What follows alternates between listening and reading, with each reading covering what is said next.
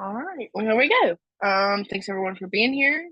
As everyone knows, my name is Destiny and I am an addict. Um, and I'm just gonna start from the beginning. So I'm from North Carolina, 26 years old. I was born and raised in Stokes County, which is a real small Yeehaw County. Those of you that make fun of my accent.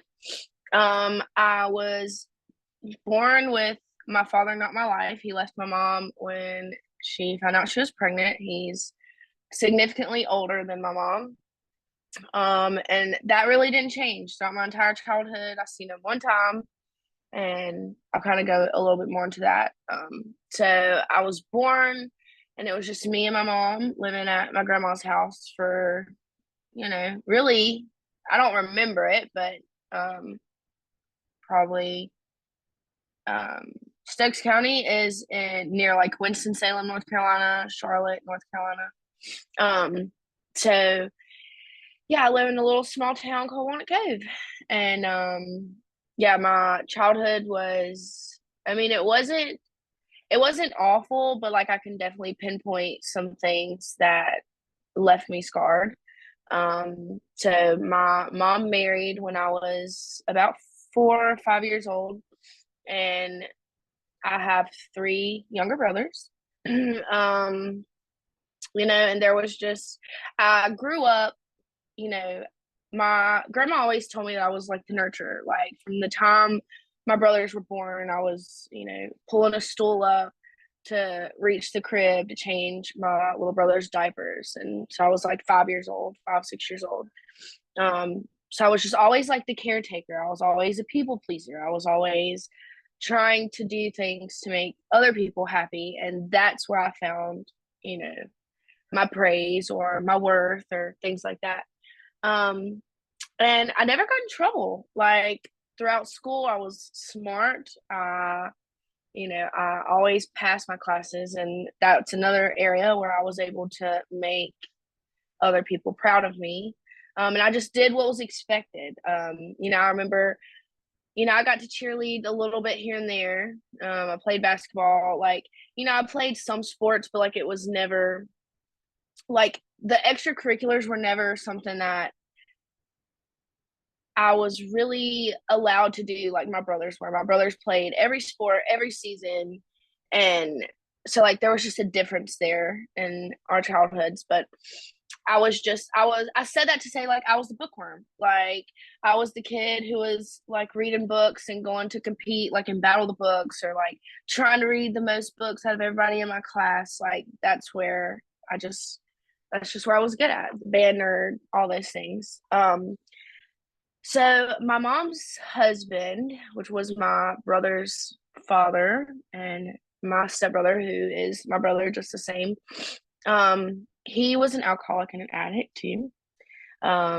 His drug of choice was crack cocaine and alcohol, of course.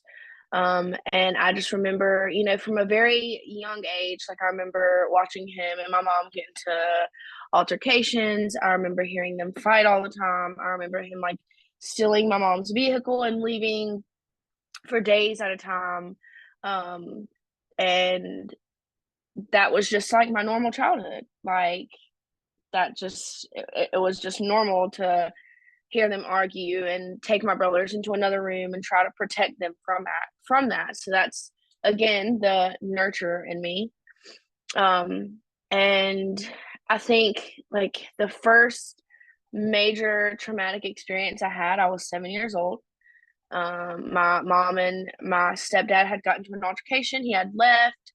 Um, and I remember sitting at the kitchen table. I was always helping with chores. And I remember my mom, she pulled some towels out of the dryer and we were sitting at the kitchen table and we were folding them. And I remember she had a pill bottle. And I don't specifically remember her taking them, but I remember her telling me, if I don't wake up, call your grandma and then call 911. And sure enough, she started dozing off and I tried to wake her up and I can't remember if I said, but I was like 6 or 7 at the time. And because I was in like second grade.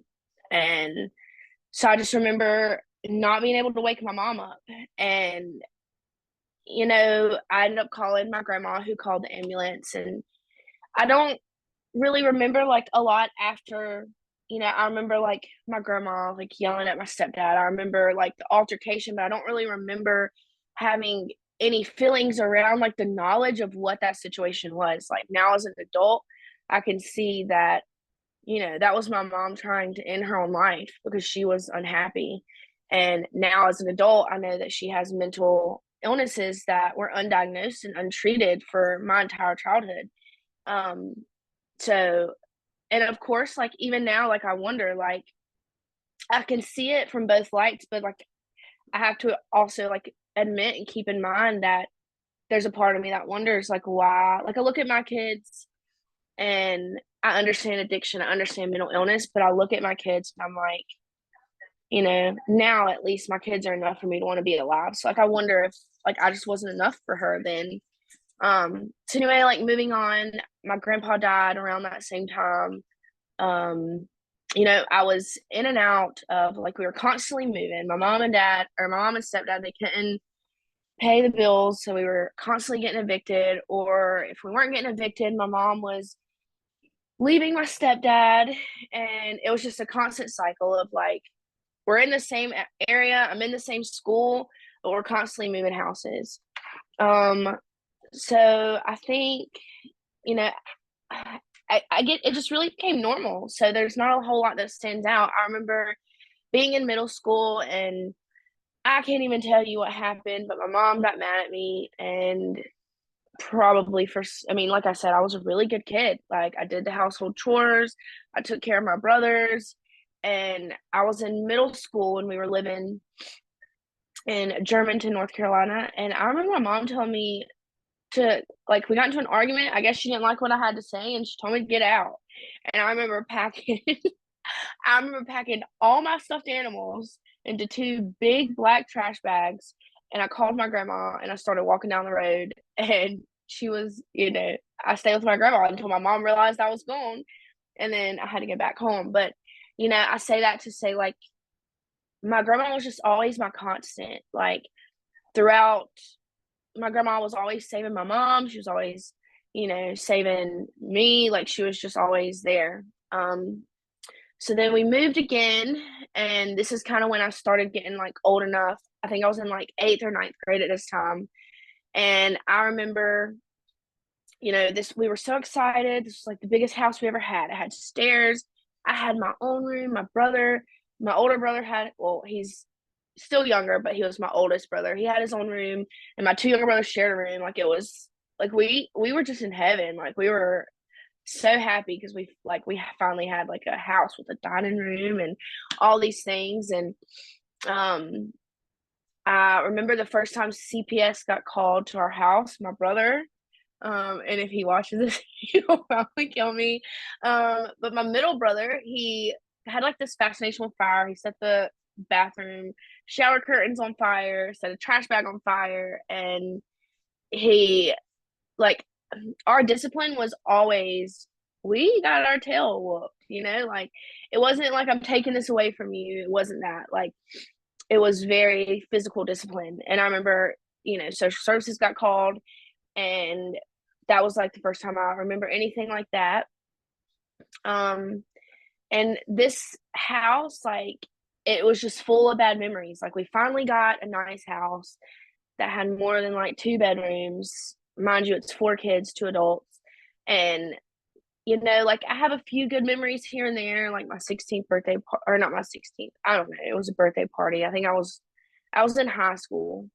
But like, like I just remember like my stepdad, who's an addict, like I remember him actually being there, and we danced like all these old school songs in the living room. And so there was good memories. But I like also remember like coming down on Christmas Eve and seeing my mom crying because she had to like unpack all the Christmas stuff by herself because he had left. And then I remember probably the most like visual memory I have of them getting into an altercation. It was around Christmas again, and we always have like a Christmas parade. And so we were all, me and my mom and my brothers, we were watching the Christmas parade outside, like in our front yard. And they had my stepdad's like nephew, I think he was there. And I don't know what happened. I have no idea what led up to this, but I just remember, you know, the nephew and his wife kind of had me and my brothers outside, and I remember hearing my mom scream.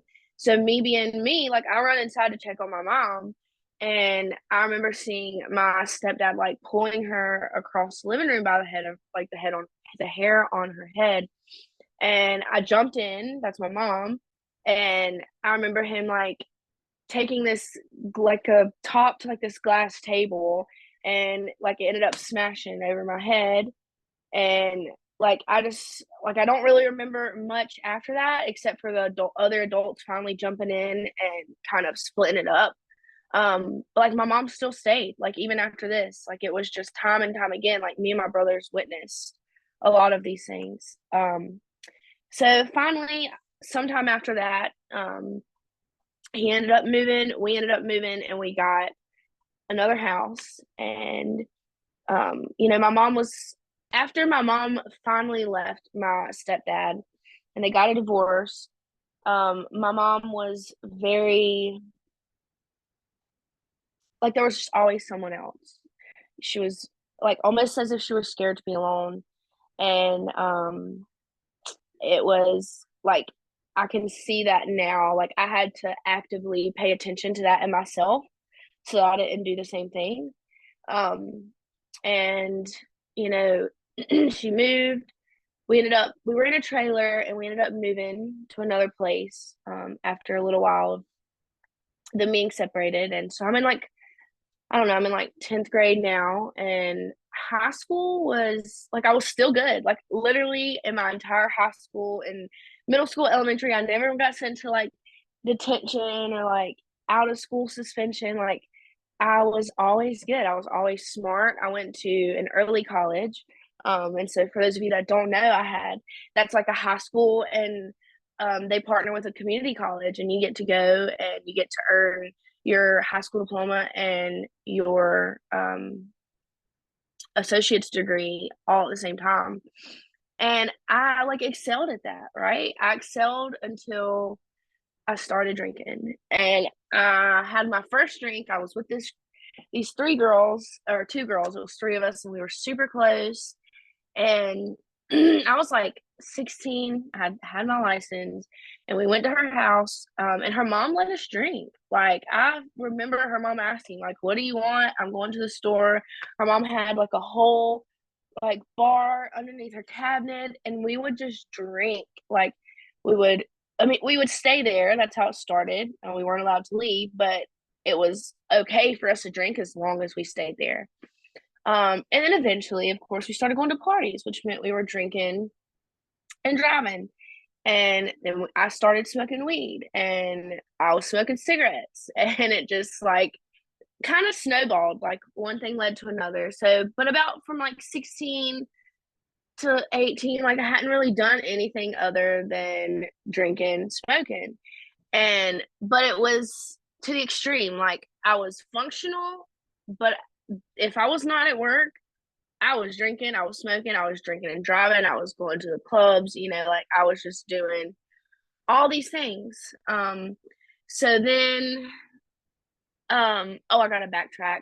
And just because it's part of my story that I really left out last time, and if we're gonna do this thing, we're gonna do this thing right. So when I was 16, my mom was dating this guy, and I remember the first time they met, we were in the trailer park, and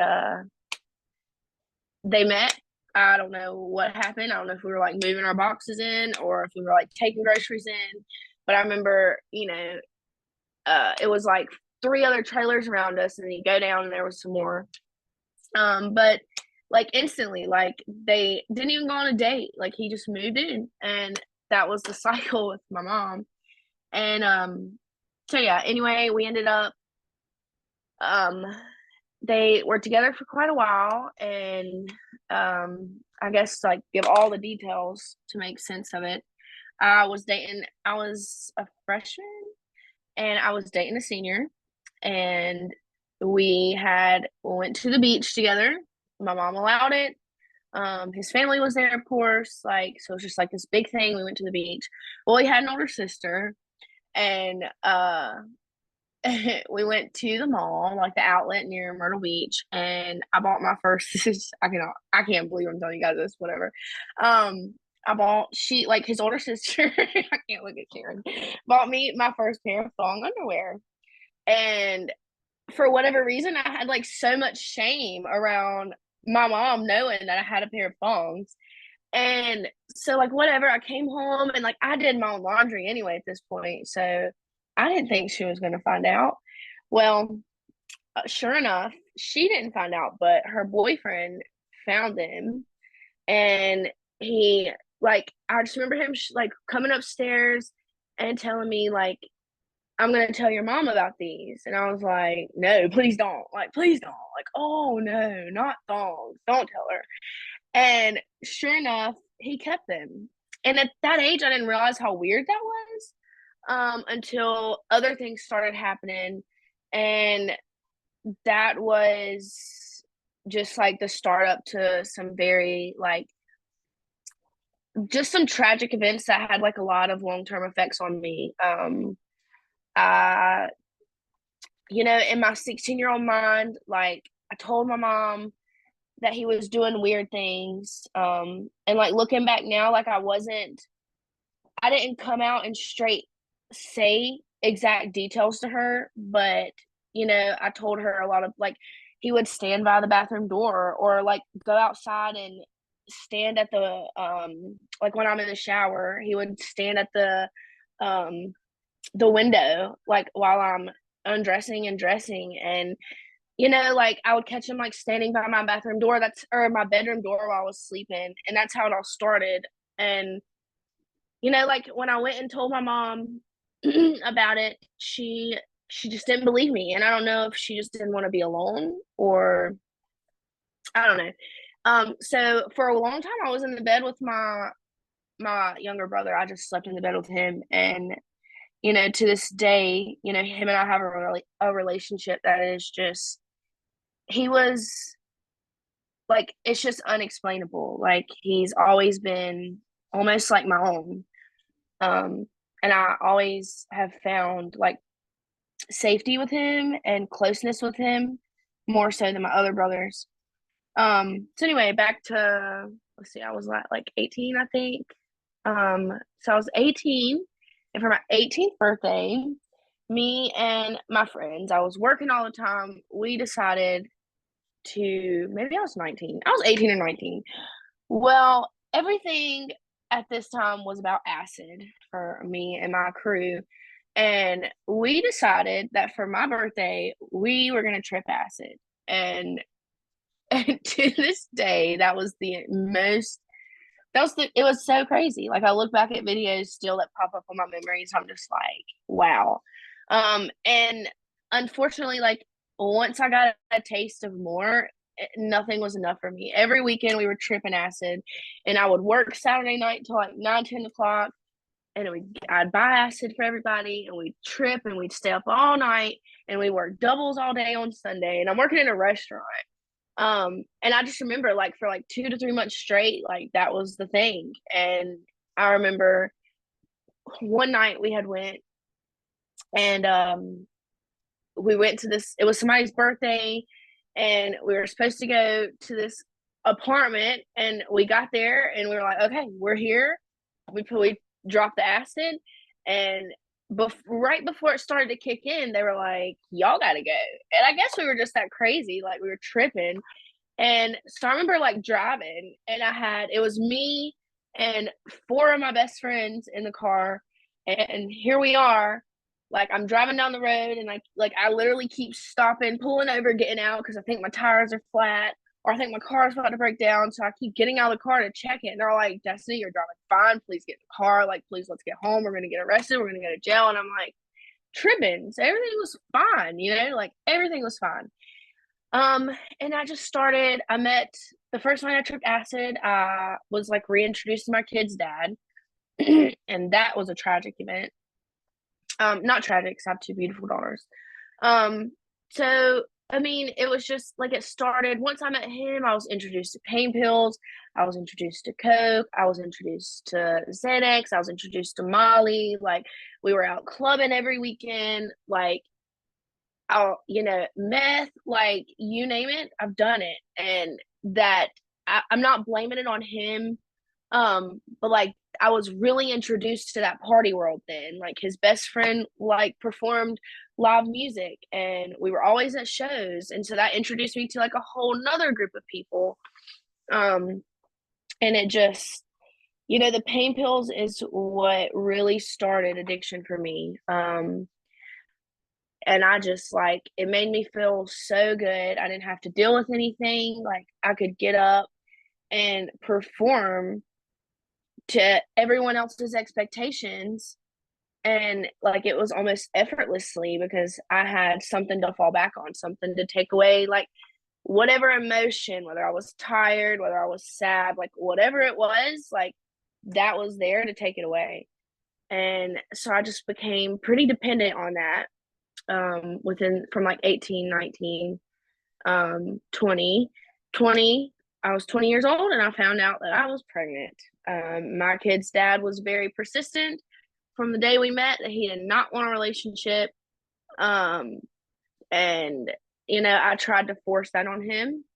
I just knew that I would spend the rest of my life with him. And I worked two jobs most of my pregnancy, um, up until like 3 days before my due date. And then I ended up leaving. We got a house, like I was 8 months pregnant. We got a house. I moved everything in the house by myself. Um, but like, I feel like at that point, like, no, like I think everyone knew I was drinking before I got pregnant, but I had stopped. When I found out I was pregnant, like my whole world was the fact that I was pregnant and that I was going to be a mom. That was literally like the most important thing. Um, so, I had her, and I remember being in the hospital with her, and like my kids' dad's friends were coming in, and they were like all like breaking to the bathroom, like going to the bathroom to do pain pills or whatever it was they were doing in there. It could have been Coke, could have been pain pills, could have been both. Like I'm not really sure. And I just remember being so jealous. Like I wanted to be in the bathroom with him. And I remember, he'd go outside to smoke a blunt, in like what's it called? The parking deck. Um, and so we got discharged, and I remember walking out of the hospital. I remember feeling like I went from being like, oh, I'm a mom, like life is great, like I have a healthy, beautiful baby girl. Like I always knew I wanted to be a mom, right? Like that was the one of the most important things to me. Like I wanted to be a mom because I love my mom and our relationship is much better today than it's ever been, but I wanted to be a better mom than her.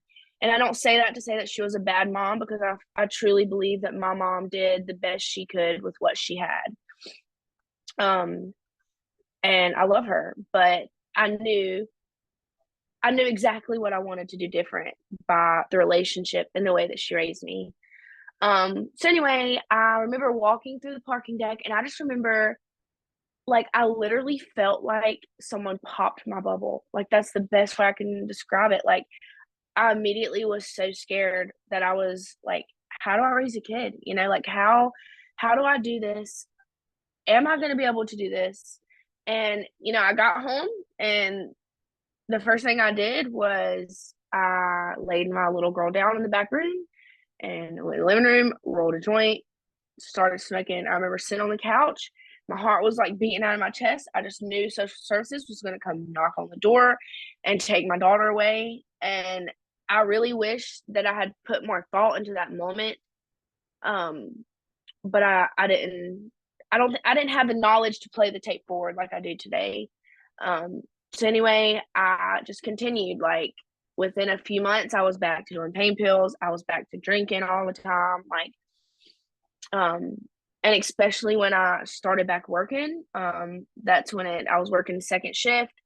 And, I was constantly catching my kid's dad cheating on me. And like every time I would catch him, they say like don't go through a phone if you don't want to know the truth. Well, I was always going through the phone because I wanted to know the truth. I just didn't want to do anything about it. I just pretty much kind of like what I was used to seeing my entire childhood. I was begging him to change, begging him to love me, begging him to be the man that I wanted him to be.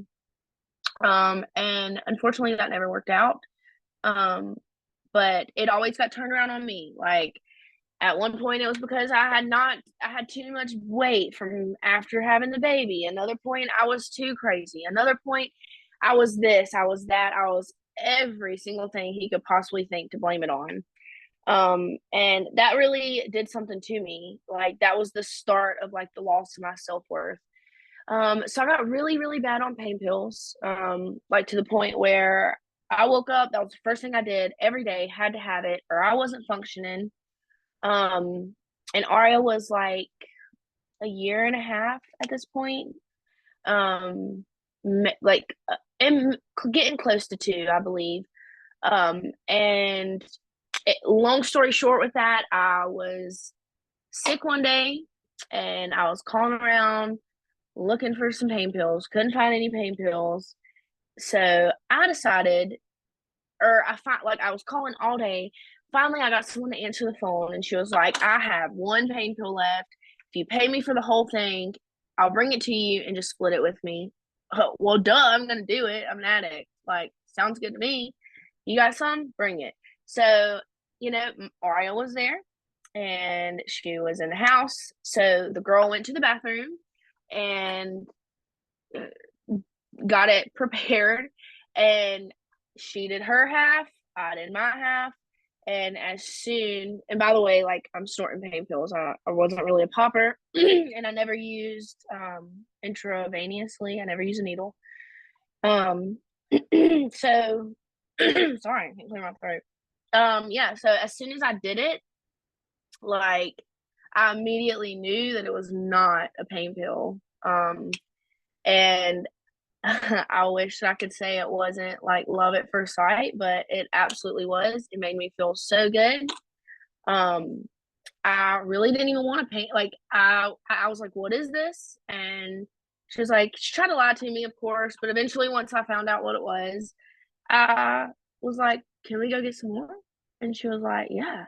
So that started it every day. It started with like 20 bags would last me a day. Next thing you know, like I'm buying balls at a time, and buying them every single day. And anyone which was fentanyl, by the way, obviously. Um, but that's a dangerous drug to play with. Um, but it did not scare me. We ended up getting evicted from me and my kid's dad. We got evicted from this house. See, like the cycle, kind of. We got evicted from this house. We moved in with his mom. His mom and I never had a good relationship. Whew, we never did. And she's something else. I'll leave it at that. But I knew that I couldn't do what I was doing, and I couldn't continue my habit if I went home to my mom. So, at that point, it was still my kid's dad knew, and he was like threatening to leave me. But like here, I would always like, I guess it kind of flipped around. Like instead of cheating on him, I was just doing drugs that he didn't want me to do. Because he didn't want me to do fentanyl. He just wanted me to do pain pills because that's so much better. Um, and like he would do, I remember this one time he found some on me after I had promised to never do it again. And he took a video of me and posted it on Snapchat. And he was like making me say, like, I'm not going to choose drugs over my kid. I want to be with my family. And he posted it on social media for everyone to see. And that's kind of when it got out. But my mom still hadn't seen it at that time. At least I didn't think she knew. So we went to his mom's. Aria was, about the time she was two. She had turned two in the beginning of the year. So this was She was born in 2021. So if she was 2, that would make 2023. So no. She was born in 2018. I'm sorry. Raven was born. So this is like 2020, 2021. I remember a social worker came knocking on his mom's door. And this was when COVID was like peaking, and she was asking, she said she had to like tell us about the report that she got. And then she said the magic word of possibly having COVID. And so immediately I was like, ding, ding, ding, I might have COVID. I've been around someone that just tested positive. Like, I need to get a COVID test, and, before I allow you to come in the house. And so that put it off for a few days. Well, within those few days, I never went and took my COVID test. And my kid's dad got a job out of state, and we left the state. And during that time, it really just got really bad for me. Like, I started losing all this weight. I would travel with him. We were staying in hotel rooms. I would leave wherever we were. If we ran out, like, I already had my plan on when I was coming back, when I was getting him pills, and when I was buying my drugs. Like, I just literally ran the roads and got high for like 3 to 4 months straight. And it was a disaster. Social services got called on me in 3 different states. Because I can't remember one of the times. I don't remember the reason for 2 of the times, but one of the times I was so high. We were at this like hotel with like a sliding door and a playground, and my 2-year-old daughter opened the door. I was asleep. She opened the door and she ran out. When I woke up, I'm like, oh my gosh, where's my kid? And I found her, and she was literally like sitting on the stairs watching her tablet beside another kid. Next, not even 12 hours later, social services was there. So we ended up, one time I came home and my mom like talked to the social worker. They ended up catching me. I had no way out of it. They were like, you got an hour to get here and take a drug test, or we're taking your kid. So I remember being like 30 minutes from where I was supposed to be. I stopped at every single smoke shop that I could find. I was trying to buy like detox drinks. I was trying to buy synthetic urine. Like, I bought all these things, and I don't know what was going through my head, but when I got there, I chugged the detox drinks. Like, every time I was chugging the detox drinks, I was like snorting another line. So it, like, I got there and I couldn't even like make it to the bathroom to pee in a cup because I was throwing up so much. So they took Aria at the time. I just had her. And they took her and they put her in a temporary placement with my mom. And we ended up not traveling anymore. We came back home. He got a job here. We got another house together. And somehow in the middle of everything, I'm really not sure, other than the fact of, like, in this case, the social workers were not doing their job the proper way. And Aria was allowed to come back home to stay with us. And, looking back, I'm glad that no, I'm really not. Like, that really just opened her up to a lot of things that she was like, she can still remember to this day. And for example, like, her dad was just very physical with me. Like, if he wanted my phone and I wasn't going to give it to him because I didn't want him to have proof that I was doing drugs, or like who I was buying them from, like, we would fight, like fist fight, choke me, slam me up against the wall. Like, I remember one time he had car keys because I had it set up to go get straight, and he took the car keys, and it was one of those like push start cars, and he kept taking the car. Kept taking the keys, turning the car off, and getting out where like the key wouldn't read anymore. So like, I bit him, like just straight bit him, drew blood, ended up with the keys though. Like, and it was like just crazy things like that. Like, I would not, nothing, if I wanted to get high, and I always wanted to get high, nothing was going to stop me. And I just did not have like a stable environment for my kid. And my kid, seen a lot when she was younger. I went to jail. We were both arrested for domestic violence because someone added me on Snapchat and I was taking Xanax bars, and I had fallen asleep and he woke me up, asked me a question: who is this trying to add you on Snapchat? And it turned into a fight, and we both got arrested. And it was just always like that. Like our whole relationship, there was always something to fight about, and it was never like we weren't able to communicate and solve anything because neither one of us were willing to change. Like he had his habits, I had my habits. They were both addictions, whether it be like sexual addictions and drug addictions.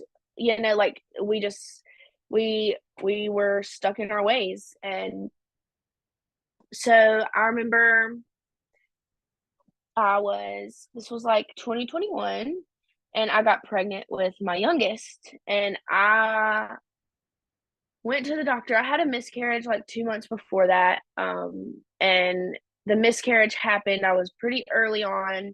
And him and I got into a really physical altercation. I started bleeding, went to the doctor, found out that I had miscarried. And this was in 2020, the end of 2020. Um, and so like 2 months later, I'm pregnant again. And like, I think like looking back, I told myself I didn't know that I was pregnant, but I think I just didn't want to admit that I was pregnant.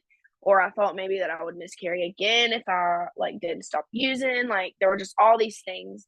Well, I didn't go to the doctor, but until I was 20 weeks pregnant, and I remember them doing an ultrasound, handing me the gender in like an envelope, and like when I look back at all the pictures, I look like a drug addict. Like I was skin and bones. Like, I had no life in my face, black eyes. Like it was just like, but I tried my best to fool everyone. And this is when things really like got bad. After I had her, I ended up having Raven. I continued to use drugs the whole entire time I was pregnant with her. After that doctor's appointment, they called me and had some questions about my urine screen, which meant they knew I was doing drugs, and I wasn't going back to the doctor, so I didn't. Um, I I had her prematurely, and I had her in the back of an ambulance, no epidural. It was both like it was a really cool experience, but I really wish I would have been sober so I could remember more of it. Like truth be told, like I was literally in the back of an ambulance with dope in my bra. Like that's my addiction. And um it was just crazy. So she was premature. Thankfully she was not like she didn't have very like bad withdrawal symptoms. They had a term for it, but it was basically like where you comfort them. So she had where I pushed her out in the ambulance, and they were telling me to wait. Like in my mind, I'm like, no, I'm not waiting. Like she's gonna die because I could feel everything. Long story short, I pushed her out so quickly, literally one push.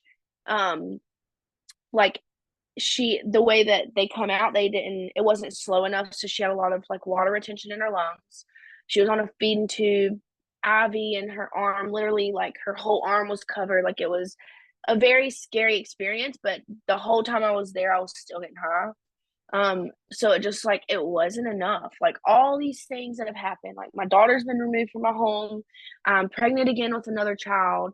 Like nothing during this time is going well for me, but I just could not, like I didn't want to find my way out. I didn't know how.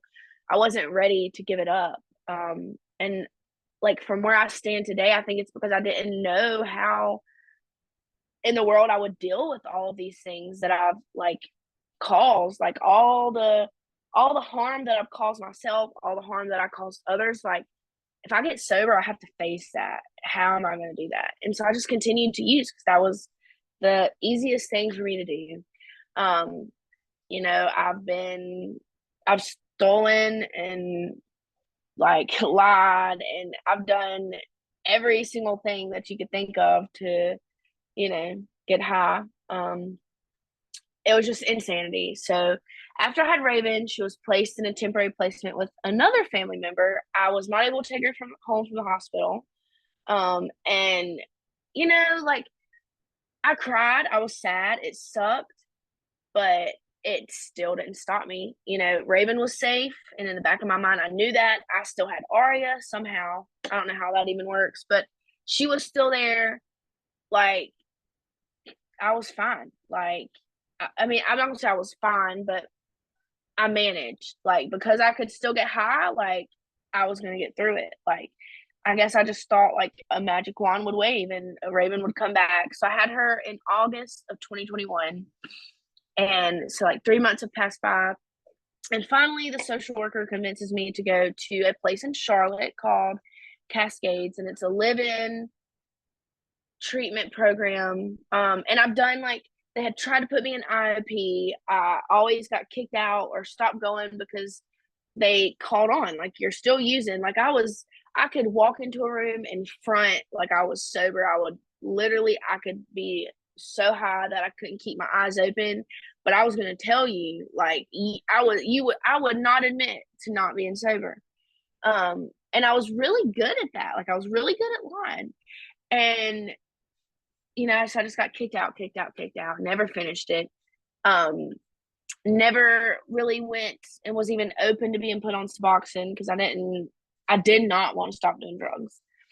And at this point, it was still, really fentanyl. Like that was the primary. Like if there was other stuff around, I'd do it, but like that was the main thing.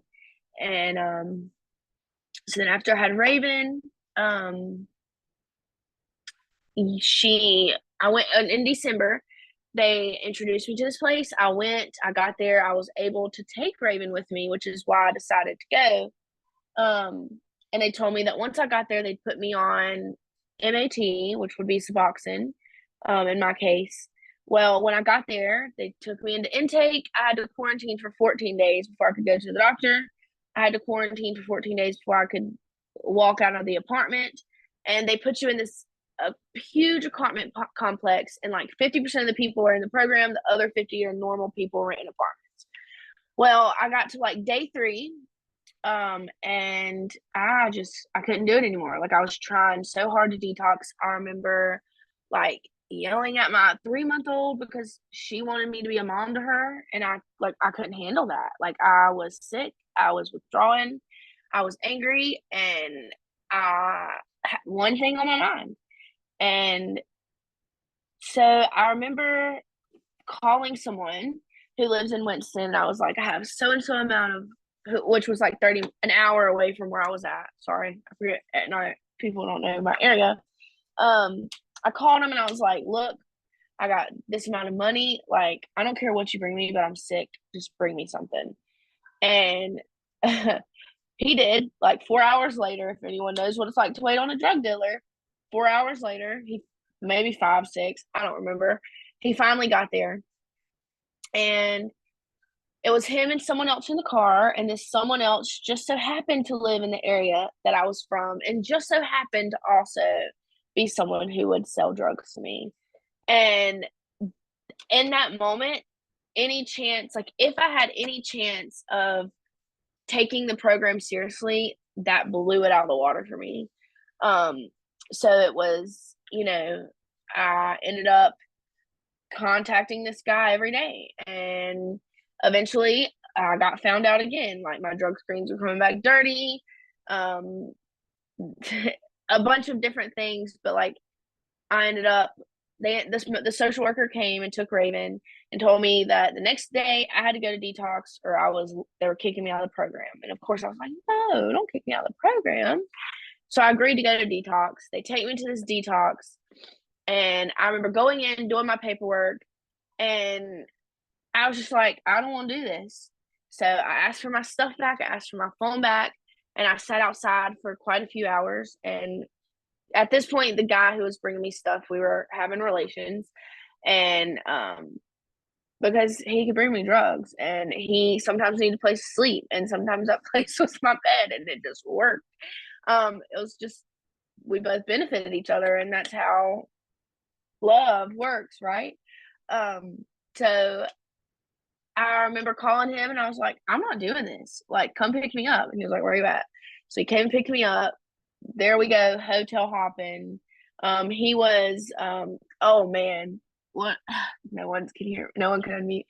Those boosters, he would go to like all hardware store, and like I was so naive. I would like question like, what are you doing? Like you're going in these stores, you're telling me to stay in the car and watch, and if anything happens, get in the car, like get in the driver's seat and leave. And I'm like so high, I'm like, I don't know what he's doing, but it's getting me high, so I don't care, you know. Um, and I mean, we were at it for quite a few, like, I don't know, a couple months. Felt like a lot longer than it was.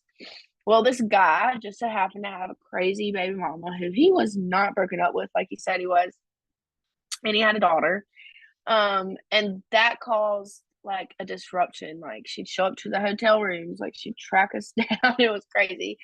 So anyway, to lead up to a story that I promised I would share. Um, this was 2022, I think. Yep. And so he hadn't seen his daughter in a few weeks. I'm so high, like I look at pictures and say I miss my kids, but like I'm also not wanting to tell anyone where I'm at because I left detox and I didn't want to deal with it. So I really didn't care. Well, all one day he decided he was going to see his daughter, and he drove to pick her up. And we had just like we left the plug's house, and we drove to pick her up. And he let me out like right above the apartment and was like, go in the store, get this, this, and this, so she'll have it. And I was like, okay, great idea. And he comes back, and when he walks back in the store, like since I'm telling the story, I hear somebody yelling my name. I'm in the bathroom trying. At this point, I'm smoking crack. I can't really pinpoint when it started. It was like one day it was around, and I was like, what's that? And they were like, it's crack. And I was like, can I try? And she was like, you can try this little bit right here. Cause she didn't want to share with me. And I tried it, and I remember saying, can we go get some more of that? And like it was up from there. Like I would smoke crack all day, but I still had to have like the fentanyl to come down with it.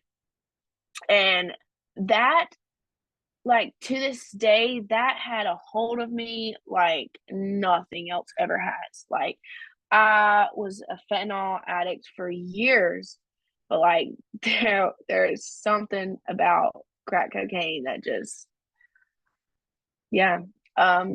So we had just re-up, and I'm in the bathroom, the grocery store bathroom, trying to get high because I guess I wasn't high enough. And I remember hearing him come in. I remember hearing him yelling my name, and I was like, "What is going on?" Like, so I walk out, probably like bug-eyed, like cracked out, and I'm like, "What's wrong with you?" And he was like, "Did you get the stuff?" And I was like, "No." Like I was trying to use the bathroom, and he just looked at me. He's like, "We gotta go." This dude has like a black eye. He's got no shoes on. He's got blood pouring, and like I'm just like, "Okay, let's go," And he was like, "Let's go to Cookout. Let me get her something to eat." So we're at Cookout, and like I have a little girl in my lap, and I'm like talking to her, playing with her, and all of a sudden I see like a cop car, and it was just really weird to me that they were parked blocking the exit. And I was like, why is this cop car parked like that? And he was like, get her in the car seat, we gotta go. And I was like, all right, like put her in the car seat. And by no means when I tell this story am I condoning, or in my story at all, am I condoning any of the things that I have allowed my kids to be around or another child to be around. I tell these parts, and I am honest about these things because that's what my addiction was for me. Like my addiction didn't care that I was a mom. My addiction didn't care that I was a daughter. My addiction didn't care that I was a friend. Like my addiction was ruthless, and that's what addiction is. It will take away anything that has any meaning to you, and it turned me into someone that I never thought I would be. So we're in the car, and the cop follows us. Long story short, because I can really drag the story out, and I'm trying to be a little bit aware of the time.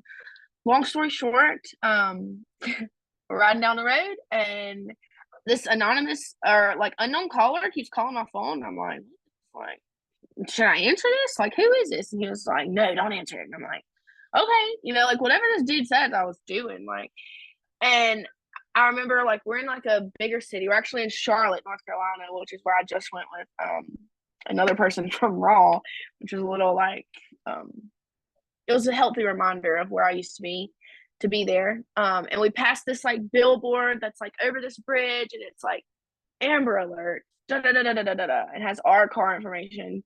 Mind you, I didn't tell you this important part of the story. We're in a car that does not have a Cadillac converter because he bought it for $500. So we're in this super loud car. Cops are behind us. They eventually turned their lights off because we like crossed the line the right way or whatever. We got away from the cops twice that night. But like even during all of this, like cops are behind me flashing their lights. Like, can you guys guess what I'm doing? I'm still getting high. Like nothing was gonna stop me. I'm like, well, if I'm gonna go to jail, I'm gonna go to jail high. Like, I didn't care what happened to me as long as I was high in the moment. Like everything else would be fine. Um, so that night we didn't get arrested. I got arrested the next morning. And it was like the first serious charge I had been arrested with. Um, and I had some other like failure to appear. So that was the first time I went to jail. I was there for like 60 days that time. I got out in Charlotte, North Carolina. And they let me out at midnight. Called my mom and I was like, they let me out of jail, and I remember she was like, and and I was like, well, I haven't done drugs for like 60 some days. Can I come home? Like, can you come pick me up? Like, I'm in Charlotte. I'm hours from home. Like, what am I going to do? And she was like, I don't know. You got to find something to do. I'll come get you in the morning. And I was like, I remember I hung the phone up on her and I called my drug dealer. And this guy that I got locked up with, he was still in jail. Um, and I called my drug dealer. He came and picked me up, and one thing led to another. The guy got back out of jail. I never went home. Still didn't see my kids. Um, I remember him picking me up, and he was like, "What do you want?" And I was like, "What do you got?" And like the whole time I was in jail, I was like, when I get out, like I'm not gonna do this again. Like I'm gonna go home. I'm gonna see my kids. I'm gonna be the mom they deserve. But as soon as like the slightest inconvenience came, like I was back with the same people doing the same thing. And so I mean it just that just started it up again. And I ended up getting back with the guy who I got arrested with on kidnapping. And just for reference, like charges didn't stick.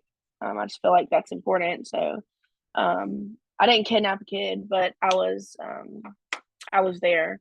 I was with him after the fact. So those charges didn't stick. I got out and did not get charged with that. Um, and I got back with him. Next thing you know, he was hanging out with people, and I like the boosting wasn't working for him anymore, and he was doing other things, stealing. Well, this I was really high, asleep in the back seat. I got arrested again. This time it was felonies. And it was a hot mess. So then I went to jail again, for 70 days, I think it was, something like that. Um, so like for like those 6 months, I was either in jail or running around with people doing things that were going to end me up in jail.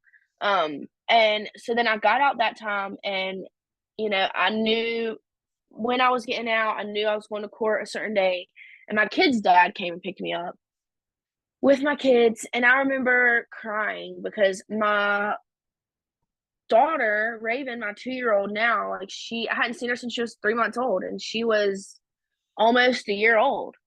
And she was just, I remember my older daughter, of course she knew who I was, but I remember looking at my baby and she had no idea who I was. And so I just started crying. And that really hit home for me. I think I stayed sober for like another week after that. And then like I was alone.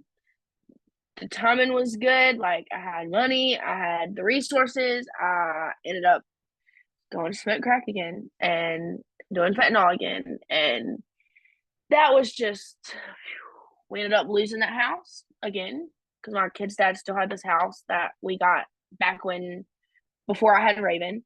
Um, and long story short, it was just uh, we got evicted and we went back to his mom's, and it was I was kind of in and out of his mom's, coming to my grandma's. I was using in my grandma's house, stealing from my grandma, just doing things that an addict does, stealing, lying, cheating. Um, and that was just insane. Like I was constantly lying, constantly trying to hide the things, and it didn't work. And still dealing with like all the same stuff with my kid's dad. It was just a mess. It was very abusive, toxic relationship. We were two addicts who benefited from each other, and that's about all that it really was. Like I don't think there was ever really love there. I mean, I loved him in the beginning, but then it turned into like, like I can be around you and like use, like you're not gonna leave me just because I'm smoking crack. Well, that turned into a big thing. And in February of 2023, so we're getting somewhere. Sorry, my story's a lot. February 2023, I remember him saying, "I don't care what you do, just don't do fentanyl anymore." And I was like, "Deal." Like I can smoke crack all day, every day, like easy. And I never like from February to May of last year, I woke up every morning still feeling like I was withdrawing. But I would literally like for days at a time, like I mean, I don't even want to think about how much money went into that crack addiction for him and myself. Um, it was insane. And that's all I did. My kids would, we were still at his mom's house, and my kids would, just like I remember a time where my daughter didn't even have clean clothes because if I wasn't like, I just couldn't make myself do a load of laundry, or, like she didn't have clothes that fit and she didn't have diapers. Like, it was just literally like no food, no milk. Like my mom and my grandma were bringing food over. Like literally, I didn't have nothing, but I had crack. My kids didn't have what they needed, but I had crack.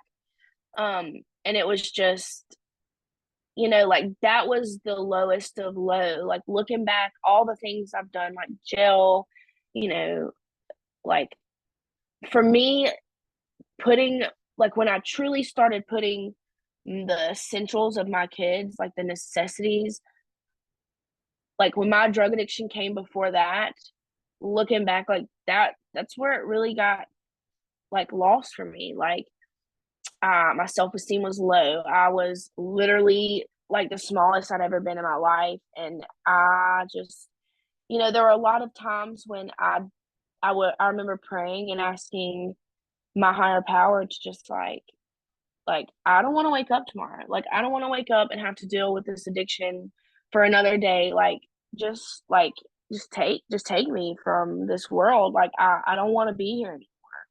And I remember I would wake up every morning and like I'd be like, well, I woke up. Let me see where my dealer is. Like I just had no other option. Like that's how it was for me. And all day, every day, it was just an endless cycle of okay, well, I'm awake. I got some. Oh, now I'm out. Let me call again. And my kids just really, really suffered, and that's something that I still deal with to this day. So from February to May, it was insane, constant cycles of all the things I just mentioned. Well, May of last year, me and my kid's dad were up all night, um, smoking crack, and I remember it was like 5 o'clock in the morning, and I was like, okay, well, like we're out. That was it. Like we need to try to go to sleep, and we'll start again in the morning. Like our kids will be up in another hour. We didn't sleep at all the night before, or like a few hours.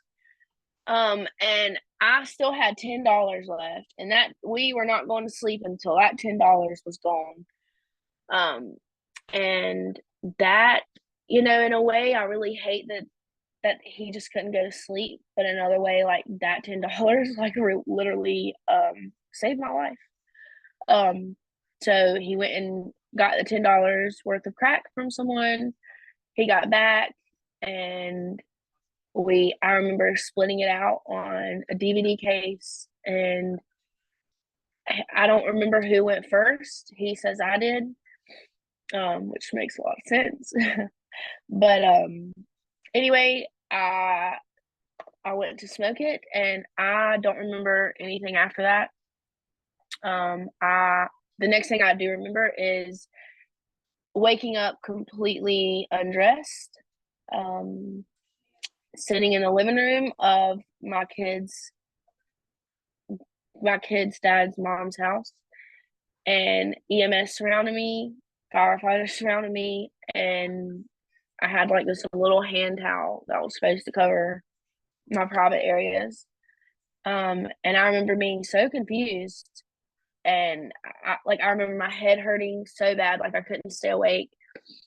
Um, and I just like I don't really remember much other in that house.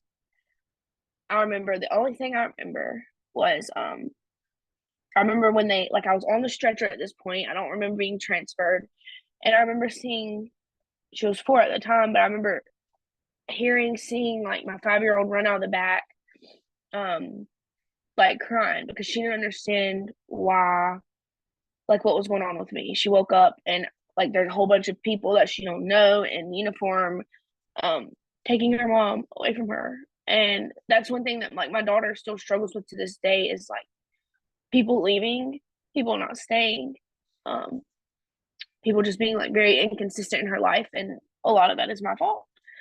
Um, so I got to the hospital, and I remember them just constantly asking me like, "What have you done? What were you doing?" And they were like, "Did you do any drugs last night?" And I was like, "Well, yeah, I smoked crack." Like at that point, like what did I have to lie about? Like I shouldn't OD on crack. And I remember them telling me to like be still, like stop moving so much, and like I couldn't. I just remember like jerking around. And I was just super like in and out of it. And then I remember my mom walking into the hospital room, and that's kind of when like I really like kind of woke up, and all I could tell her was like, "Mom, I did not do what you think I did. Like I did not do fentanyl. Like I don't know what's going on, but I did not OD." And she's like, "What do you mean? Like I was told you fell and hit your head in the shower." My kid's dad completely took my clothes off, put me in the shower, and told EMS that I fell and hit my head in the shower. And afterwards, I found out that, I had my pulse. They couldn't find my pulse. Um, the guy who resuscitated me, um, I've known him my whole life. And I thank God that he like just tried again, um, that he didn't give up. And, like tried the Narcan, whatever that situation was, like I'm just thankful that I didn't leave there in a body bag. Um, and my mom believed me. Like it took some convincing, but my mom believed me. Um, and she fought for me, and like the hospital nurses were like, she OD'd. We don't need, the only thing we need to check is like her head, because we were told she fell and hit her head in the shower. So we need to make sure like she don't have any damage, on a CT scan, and we need to make sure that like her blood sugar is normal. And once that checked out, my mom was like, "I want you to run a drug screen. Like I want to know what's in her system," and they refused to do that. So I remember my mom being like, "Take her IV out. We're leaving." My mom was mad, and like everything that I put my mom through. Like my mom has like potty trained Aria. She is like taking care of my kids. Like between my mom and my grandma, like my kids could have been in the system, but they're not. Thanks to my mom and my grandma, like they fought for my kids when I wasn't able to. And um, so we were on the way home. I remember her asking me, we left. She was like, "Are you hungry?" And I was like, starving. So we stopped at McDonald's and I got the biggest double cheeseburger they had. And I remember not being able to eat all of it because like I went so long without eating for days at a time that my stomach couldn't hold it. And so we got back to my hometown from like 30 minutes drive to the hospital. And my mom just kept asking, like, what are you gonna do? And I'm like, I don't know. Like, she was like, well, you don't need to go back to the kid's dad's house. And I was like, I know. And like honestly, at that point, like I hadn't thought about like if I was gonna get high again. Like I hadn't even thought about that. Like I really was trying to wrap my mind, like my whole addiction. I was like, I had never OD'd. Like all those years of doing fentanyl, I never OD'd. Like I had never. I truly believe that I was stronger than the drugs, that like it would never get me like that. I resuscitated so many people, I have Narcan so many people, and I was just so sure that I would never be one of those people. Um, and eventually I was, but so we rode past this place. My mom had sent me the link. The place is called October Road. And it is it's like a drug substance treatment center. They were not open yet. Again, of last year. And I remember my mom, like, we got really close to it, and she was like, do you want to just stop by there and just talk to him? And I was like, sure. And in that moment, I'm not sure if I agreed because I wanted to get my mom off my back, or if I like finally was open to like receiving help. And then I walked through the door, and to this day, I'm not sure if I would have gotten sober if I hadn't met this man. He was the counselor. He has like 30 some years, come to find out. They weren't open, and he was like, how can I help you? Kind of like you could tell I was shocked. And we were like, are you open? He was like, no, but come on in. Mind you, I'm in pajama pants that are my kid's dad's, a shirt that probably had like a million stains on it, no bra on. My hair probably hadn't been washed in like God knows how long. And I had just overdosed and was on it. So I looked like, I mean, he tells me like still, he was like, you look like death. And but that's what I needed to hear, right? So I sat there and I talked to him, and I never once felt judged. I didn't know at first that he was a recovering addict, but I never felt judged. Um, he listened and he responded, and then I just like for the first time, really, I think in my entire life, I felt like hopeful. Like I felt like I could maybe possibly just like a 1% chance, like there is a light at the end of this tunnel. And he told me, I'll never forget. He was like, I want you to do me a favor. I said, sure. He was like, go home, get some sleep, come back in 2 days. I said, okay, I can do that. And I went back home to my kid's dad's house, um, or my kid's dad's mom's house. That's where my kids were. And it was very awkward.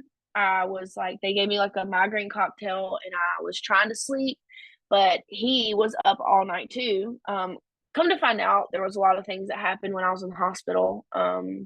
He still had my phone while I was there, and he was contacting people, asking for many different things, fronts, threesomes, uh, drugs, like money, like whatever. Like I'm in the hospital, and that's what he was doing.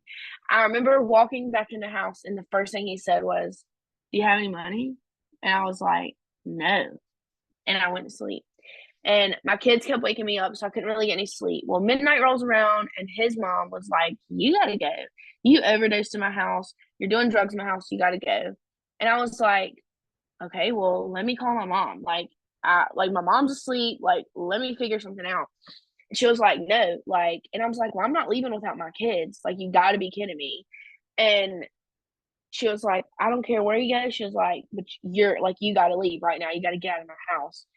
And then she was so like, long story short, I ended up leaving. My mom answered. I had to blow her phone up. She came, picked me up, and I never went back.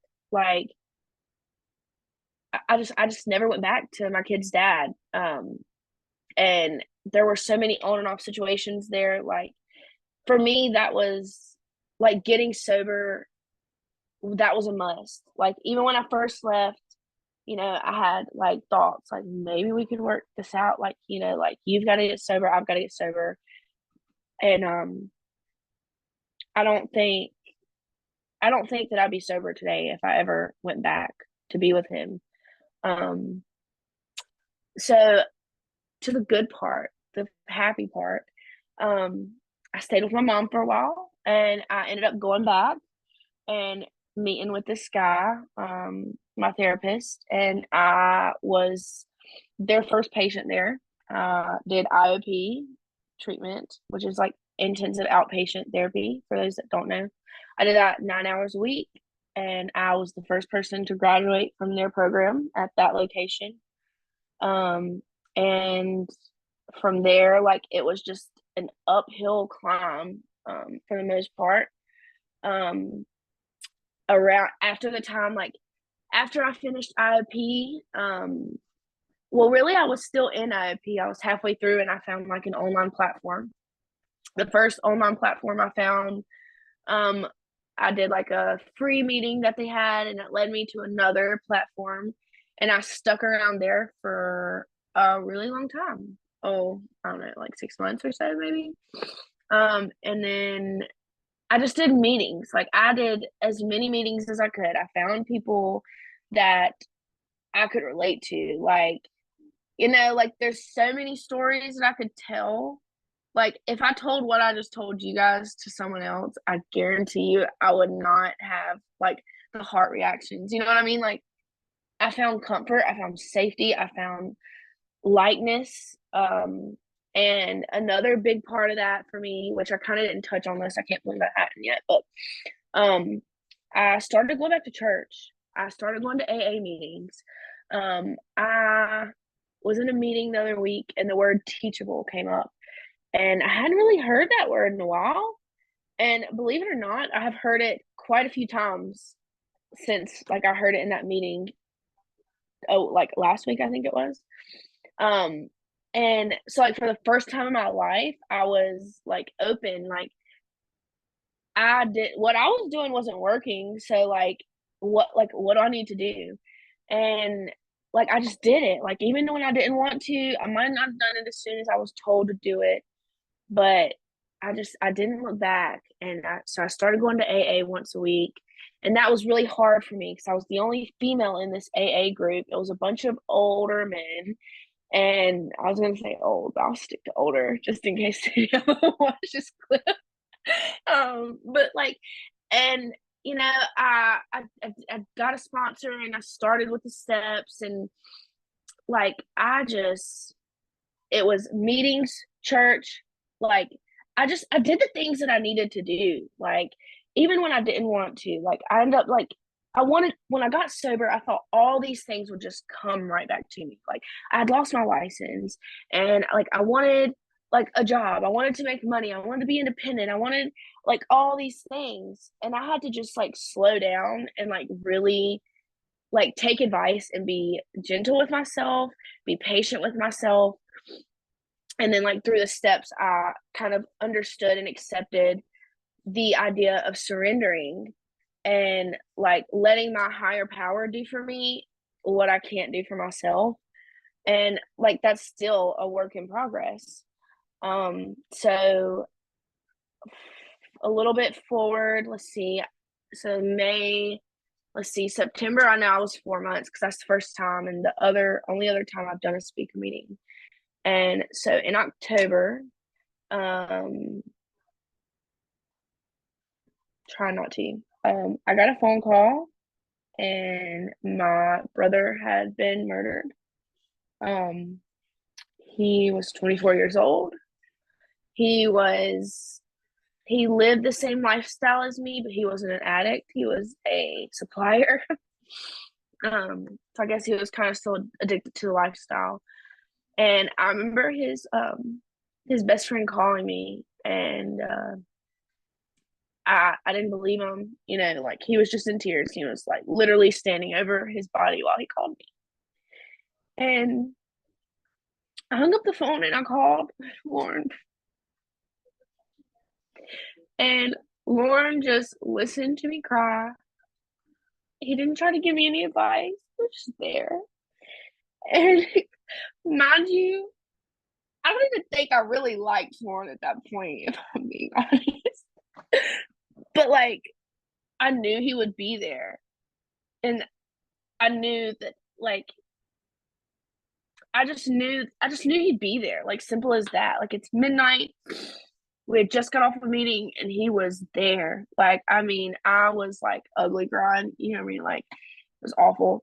Um, and that, like, I think at that point, like, nothing was like, I mean, yeah, I was fighting for custody of my kids and like I was going through all these things, but like nothing hit like that. Like, I look back at it and like, May, it could have been me and it wasn't. But like, oh, why did it have to be my brother? Type of thing. And like I was going through like all the things like with church, like trying to build my relationship back to my higher power, and that just paused it. And I'm like, why? You know, like I just found myself asking all these questions and not understanding like I'm finally doing right. Like, why? And that was, I think that was like for the first time in my entire life, I realized that I was stronger than I thought I was. Um, and I just like I had to like go back and just like really focus on like one day at a time. And you know, like my brother may not be here, and I've got to make him proud. You know, like he couldn't get out of life. I can't, and so I did.